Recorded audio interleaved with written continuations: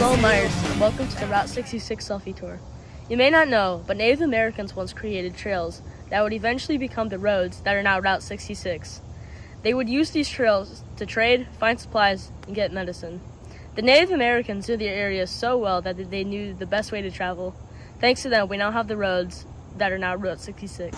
Hi there, I'm Jan Stevens, and I've lived in Wildwood since before the incorporation in 1995. I'm also chairman of Wildwood's Historic Preservation Commission. Preserving history is really important to me, especially local history. I want to talk to you about Fox Creek. It was a community, a very early community here in the Wildwood area, and technically it is located, the marker is, near the intersection of Route 100, Manchester Road, and Fox Creek Road. On March the 7th, 1862, there was a Civil War skirmish here in the area. There was a blacksmith shop, a hardware store, and an undertaking establishment here in Fox Creek. As time was going on, things were changing, and we're going to learn more about those changes as we go to our next stop. So I'll meet you down the road a piece. We have now moved from the historical marker in Fox Creek community and are standing outside this old garage. It's the former Fox Creek garage, and we're on 18130 Manchester Road. It's Old Manchester Road, which is part of historic Route 66. As you can see today, it's a vacant building, but even though it's empty, it holds a lot of history. Route 66 came through Wildwood in the late 1920s, and by the time automobiles were replacing horse and buggy days, garages began springing up in all the communities. In 1917, Henry Grayley opened a general repair shop garage right here in the Fox Creek community.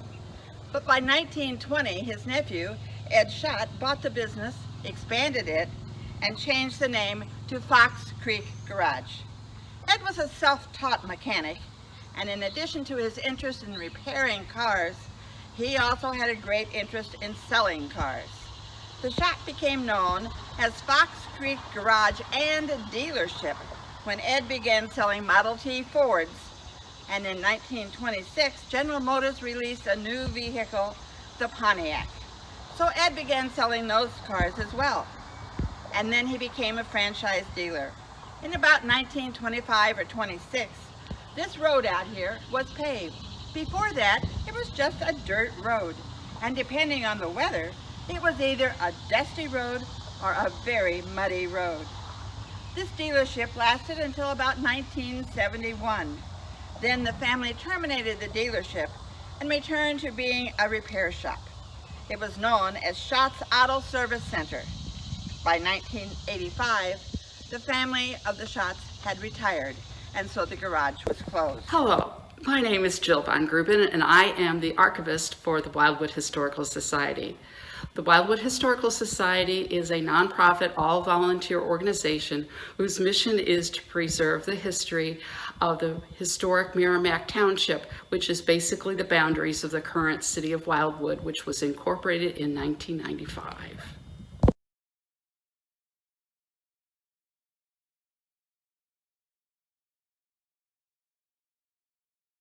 The one-room schoolhouses where the elementary education was delivered from the 1800s through the early 1950s. There was no Rockwood School District until the 1963-64 academic year.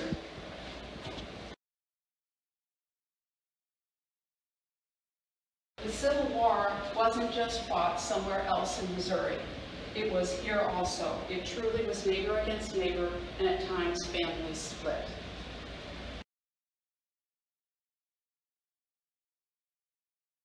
The Society's biggest asset, though, besides our physical artifacts, is the knowledge about our families, villages, roads, businesses, schools, and churches, which are contained in our library space. This information is the basis for each of our exhibit areas.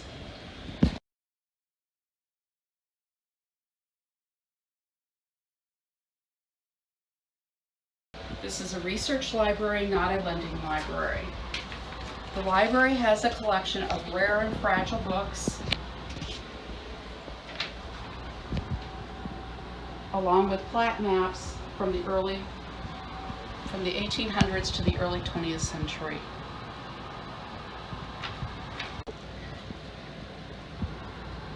The library's file-based research is comprised of donated stories about our families, our villages, our roads, our towns. This bookcase houses the binders that contain the research for the books and calendars that our Historical Society has written and produced over the years. Thank you for the time you have spent watching this video today. The Wildwood Historical Society welcomes all guests and researchers. Thanks again. Bye. I am standing in front of the historic Hollow community marker. The historic village of Hollow is located on Highway 100 in far western Wildwood, about 5 miles from 109. The village's name started as Deutsch Hollow, so called by the German settlers and named for the Dutch owner of a widely known tavern along the much-traveled highway. Hollow was a relay point for the Jefferson City stagecoach line, and it was a stop for watering horses during the Civil War. The railroad came in 1851, but it was south along the Merrimack River. This area was once a very busy place. In the mid-1900s, there were a number of stores and other businesses in the area. What was once Hollow School is now a private residence today.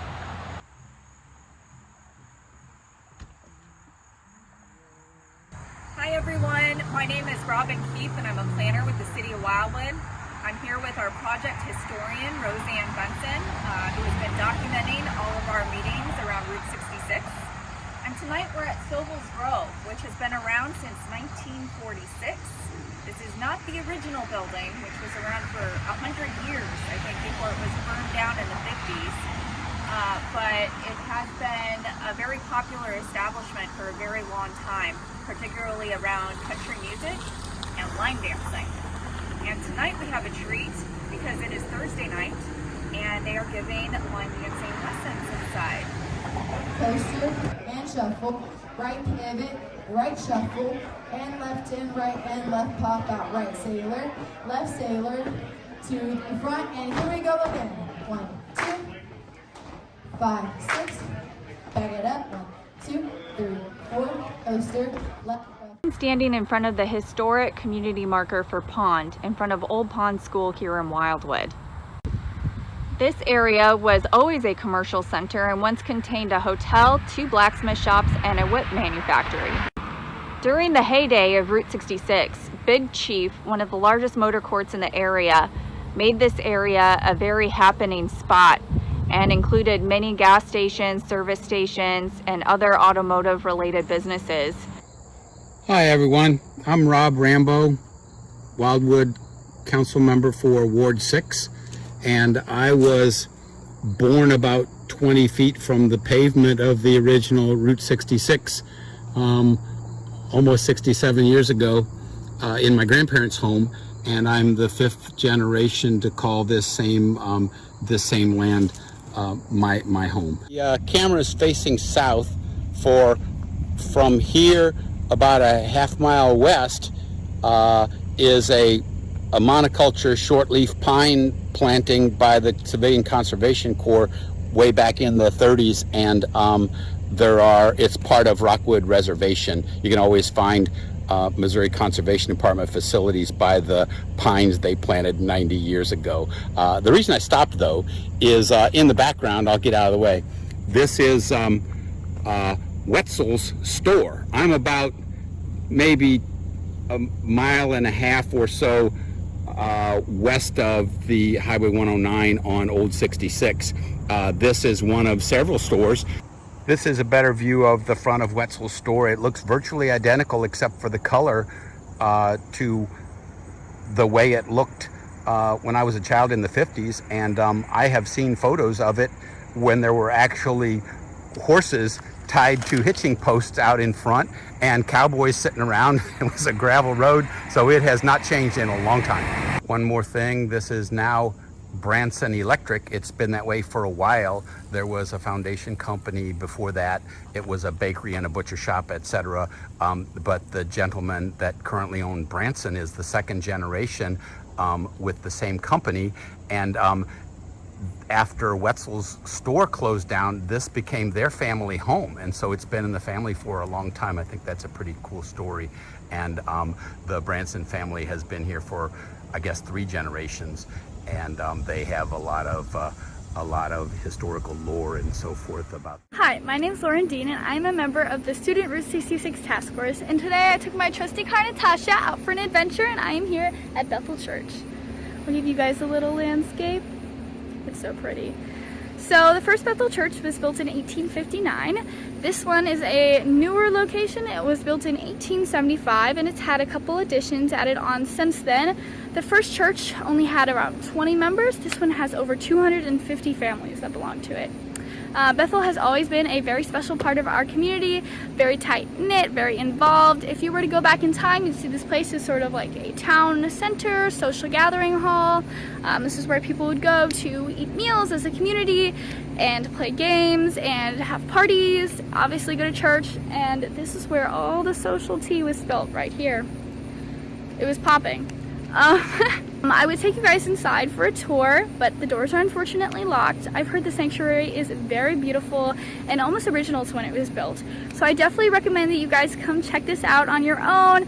It's a beautiful and very historic part of... Hi, my name is Luigi, and I'm currently a senior at Eureka High, and I am at Big Chief Roadhouse. The Big Chief Roadhouse, folks.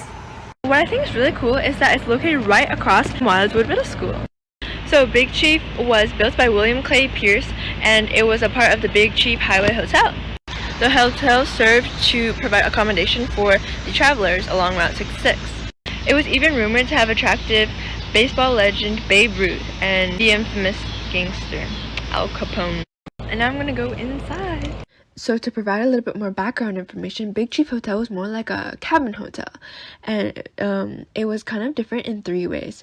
It was one of the largest cabin courts and one of the earliest cabin courts in Missouri, as it offered full-service dining.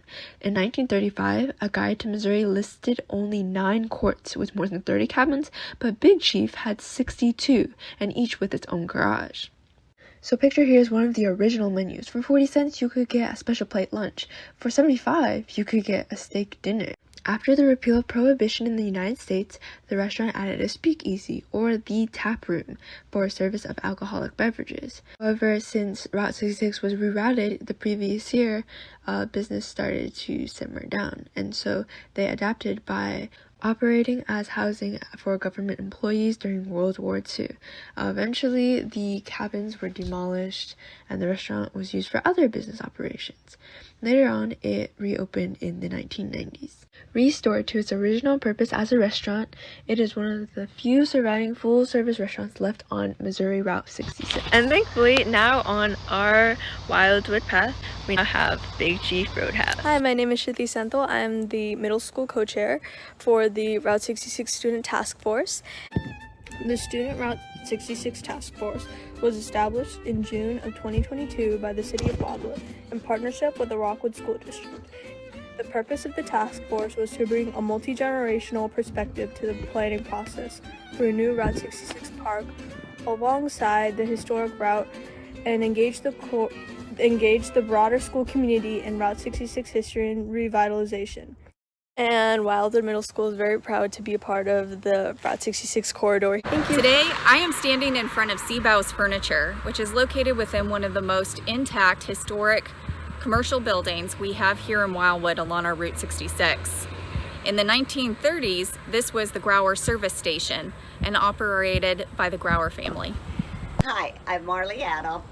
I'm here underneath this roof with Miss Seymour. Miss is the head of Seymour Furniture. It's been a family business since the 1930s. This was an antique store at one time, and we still get people coming up here to see what they did when they were kids in this antique store, and I think they had candy and stuff like that, so it was for young people and older people. And they're still coming in to see what happened to the old building, which is over 100 years old. Now, we're here for Seymour Furniture. Maybe stick your head in here real quickly. Can you do that? Just real quick with our dog. I'll hold his hair back. There you go. There you are. That's the Biffy, and that's our Sammy. Right. It was originally a general store, built in 1910. Hi, this is Roseanne Benson, a Wildwood resident on the Route 66 Task Force. I'm at Sonny's Automotive at 17308 Manchester Road.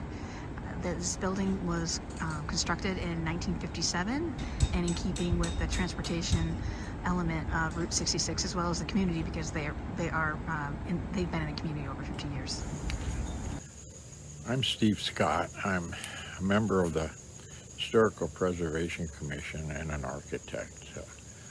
One of my main interests is in the preservation and adaptive reuse of historical buildings. So today I'd like to talk about one of the more significant buildings in Wildwood that we've lost. This is a settlement of Pond at Pond Road in Manchester. Consists of the Pond Inn, which was a restaurant and is now vacant. Also, Kern's Filling Station, which is occupied and has been well maintained. But the reason I'm here is this. This was the site of the Pond Hotel. The only thing remaining on the site is this monument erected by the St. Louis Cycling Club in 1923 in honor of William M. Butler, a famous cyclist then. It's well worth looking and finding this monument on the site. The Pond Hotel was built in 1841, expanded in 1879. It's known as a double house or double farmhouse. Whether it was a two-family or two-generation house is really unknown, and when it became a hotel is unknown. But being 30 miles by horse-drawn carriage or stagecoach from St. Louis, it became a good one-night stop from the city. It was expanded in 1911, but with the increase in automobile traffic and other higher-end facilities such as the Big Chief, its viability was really limited, and it was eventually closed and abandoned. Various attempts have been made to reuse it, but they have been unsuccessful. So it slowly fell in on itself and was finally torn down in 2003. Adaptability is one of the many important character traits when it comes to opening a successful business, and Mr. Kern's service station was no exception. In 1893, he bought this property for $550 and opened a successful blacksmith and wagon repair station. However, after the turn of the century, when the automobile was invented and gas was only 10 cents a gallon, his business began to crumble. Using adaptability, he was able to transform his shop into a service station for automobiles. Currently, Mr. Kern is no longer the owner of this property. However, the current owners are using adaptability to garner the same success Mr. Kern had. Hi y'all, I'm standing at the south end of Pond Road on Christie Avenue. Looking back over my shoulder is the Pond Inn. I'm facing due east. The highway looks a lot more like it did in the old days from this spot. This lot due west of me was the old the Pond Hotel, and it was a rectangular two-story structure with a two-story porch, as I recall it, and it was owned by the Haney family, who also owned this building here that became the Pond Inn. Interestingly, the yard was full of what I would call cool metal junk as a kid. Lots of people might call it trash and whatnot, but the sign was a bit ambitious. It was Haney's Antiques, and both buildings had Haney's Antiques. this building that I'm looking at right now, that is the historic Pond Inn, it's 150 years old if it's a day, and it started out as a tavern, and then I think the Kesselrings bought it and made it a general store plus a tavern, and then it was Haney's Antiques, and it was just it was actually a mess. But the funny thing is, the Mrs. Haney was French, and she was an accomplished chef, and they closed it down, got rid of the junk. I think the city knocked down the hotel building, and they opened up the Pond Inn, which was a really fancy 2 seatings only, on weekends only, and it stayed here for years, and it was quite a draw. I'm Haley Cotchell. I'm a senior at Eureka High School, and I'm on the Route 66 Student Task Force, and I'm a communications chair for the committee. So I'm at the Old Pond School. So this is a 1-room schoolhouse. All grades were seen here back in the late 1800s, early 1900s. As you can see, here are some classes that were here. Pretty normal sized classes, actually, for seeing all grades. This is actually the 3rd pond school here in this location. The first 2 actually burnt down before this one was built, and so the outside has a fire resistant covering around it, kind of like a popcorn ceiling type look. And then the 4th one is Pond Elementary, that I'm sure all of you know about. We have our meetings here. It is a very old school, old piano. We have an old furnace here still too. As you can see right here, the wood structure is very old, and it's beautiful, and it contributes a lot to Wildwood's history. And I'm here at the 4th but newest Pond Elementary School. This school was built in 1950 with just about 8 classrooms, a few bathrooms, and a kitchen to start off with. But later, around 1953, an all-purpose room was added on the west side of the building.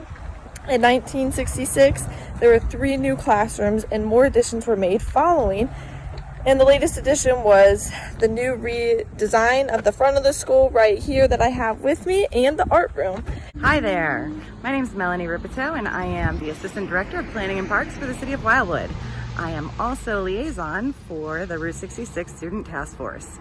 I am out here on this beautiful day today at one of the most memorable buildings in the historic Grover community, down here on Manchester on Old Route 66. This building is located at 16962 Manchester Road. This beautiful 2-story that you see behind me here was actually the first city hall for the city of Wildwood, which incorporated in 1995, and it was city hall until 2008 when they relocated into town center when the new building was constructed. So you can kind of say that the city's history began right here. However, this building's story goes back long before Wildwood was even a thought. It was built in 1879 and was the only general store in the area at the time, and later bought by Mr. Lewis Fick, and eventually became a communications hub when a switchboard was installed in 1911. It was known as the Grover Mutual Telephone Company. Suffice to say, this building has served a number of important roles over the last, 150 years or so. However, it seems perhaps the most memorable era took place after Mr. Omer Funk took ownership in 1921. This store and picnic area became a popular community gathering place known as Funk's Grove. People came here for things like picnics, parades, and live music. It was quite the happening place to be. Today, this historic community still maintains much of its beauty and charm, and its rich history is celebrated right here on site with one of our historic markers. So, at any rate, I thank you all for taking a stroll through Wildwood's history with me. This is the south-facing side of the Grover historical marker. My camera is currently facing north. This entire streetscape hasn't changed much since I was a kid in the 50s. except for of course, the preschool.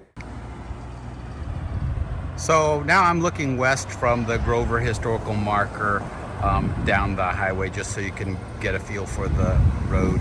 It's at least 25 feet wider than it used to be. It was just a narrow 2-lane strip of blacktop, but Wildwood has put in a bike lane and parallel parking and so forth through the years. But in the olden days, homes sprang up very close to the pavement. Hello, my name is Robin Keefe and I am a planner with the City of Wildwood. I am standing in front of our future Route 66 roadside park site. This is about a half-acre lot that I'm standing in front of, and it's located in our historic Grover community here in Wildwood. Hi, my name is Jim Rubis. I'm on the Wildwood Historic Preservation Commission, and today another beautiful day in Wildwood, and we're standing in front of one of the best known landmarks on the Route 66 Manchester Road corridor, Larry's Tavern. Larry's is known for the coldest beer in West County and also the very famous Larry Burger. Any day you can see the parking lot full of all types of vehicles because their clientele is really varied. They have everything from pickup trucks to Audis, Porsches, BMWs, Lexus, motorcycles, and a few well-worn used cars. Larry's has been here since the late 60s, and it's well known because it serves some of the best food in this part of town. Another thing is that they also serve well into the night, so this is probably where you can get that late night snack because they serve until 12:30 in the morning. I'd like to show you around. This building has been here since the late 60s. It was originally a gas station and a bait shop. And in about 1972, Larry Banowski took it over and turned it into a bar, and it's been this way ever since. If you're interested, it's located at 16833 Manchester Road on the historic Route 66. Thank you. My name is Sydney Schott. I am from the Route 66 Student Task Force. Behind me is the Wildwood Christian Church. However, it used to be a roadhouse for the runners doing the transcontinental race along Route 66. And I bet you didn't know that we still have a slice of our history right here in Wildwood. This is the historic roadbed from 1926 for when Route 66 cut through Wildwood on Old Manchester Road. So we still have a portion of that pavement preserved today in just amazing condition, reflecting the construction techniques of that time. Pretty cool. Well, if you ever plan to motor west,